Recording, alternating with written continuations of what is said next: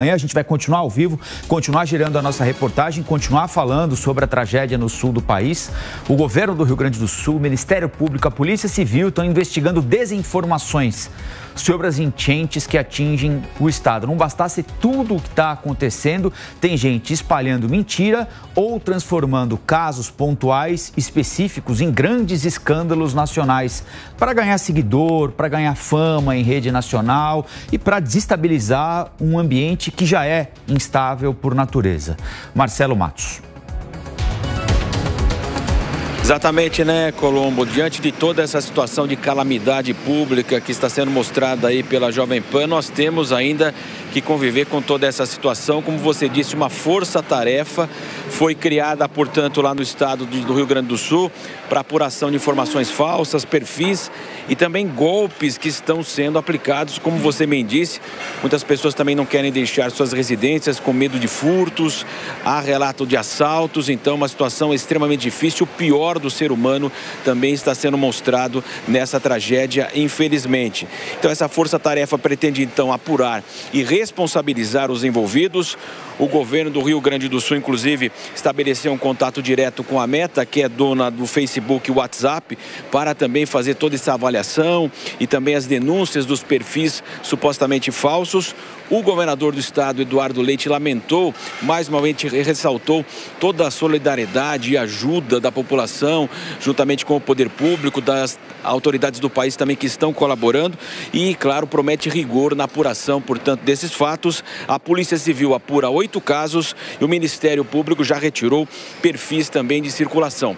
Agora, como você disse muito bem também, ontem circulou toda aquela questão dos caminhões parados, multados por falta de nota, e toda essa situação que virou de fato, as redes sociais passaram nessa batalha mais uma vez diária aí de informação, desinformação. E a NTT, Agência Nacional de Transportes Terrestres, confirmou que 8 caminhões de fato foram autuados em Aranguá, lá em Santa Catarina, por excesso de peso. Mas depois de toda essa repercussão também, a NTT agora, ela garante que irá rever todas essas punições, mas de fato confirma que houve 8 autuações por excesso de pesos com caminhões que estavam em direção ao Rio Grande do Sul e foram autuados em Santa Catarina com donativos. Rafael Colombo. Bem, quero ouvir um pouquinho do Zé Maria Trindade a respeito dessa discussão, agradecer ao Marcelo.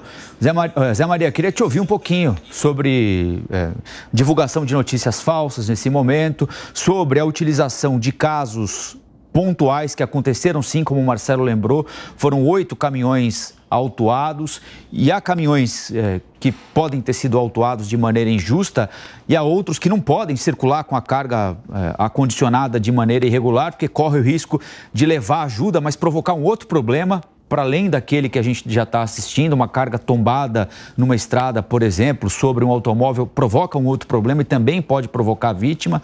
A transformação disso pelas redes sociais e por gente que usa a rede social, porque não é a rede social sozinha, tem sempre alguém por trás dela a utilizando indevidamente, em muitos casos, em escândalo nacional, como se nenhum donativo tivesse passando para o Rio Grande do Sul. Tivesse sempre um guarda parando a carga, impedindo que chegasse um saco de pão a um faminto no Rio Grande do Sul.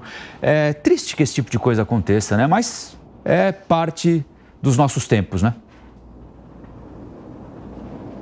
A tecnologia, ela é neutra, ela não fica de um lado e nem de outro. Depende exatamente de quem está usando a tecnologia. Eu me lembro daquele dilema do Santos Dumont ao inventar o avião e viu que o avião foi usado para a guerra, para matar gente. Guerra serve para isso. E ele ficou decepcionado. Não deveria. A tecnologia é assim. Não há como retroceder, não há como censurar. Esse novo mundo da comunicação, ele independe de barreiras e de censuras, mas a responsabilização é sim necessária. Quem publica algo assim deve se responsabilizar pela publicação e pelas consequências da publicação. Uma publicação assim, hoje, vai além das fofocas das Donas Marias do interior, atinge muito mais gente. O mundo da comunicação hoje está sendo usado de uma forma muito forte nas guerras, para se ter uma ideia. Então, quem usa e frauda a liberdade de comunicação, a liberdade de expressão para disseminar notícias falsas produz consequências e matam. Muita gente já morreu em decorrência exatamente de notícias falsas e ataques assim viralizados. Eu sou contra a retirada de perfis, eu sou contra a censura e sou a favor da responsabilização, multas pesadas e punições para quem manter e para quem divulgar esse tipo de coisa. Isso prejudica.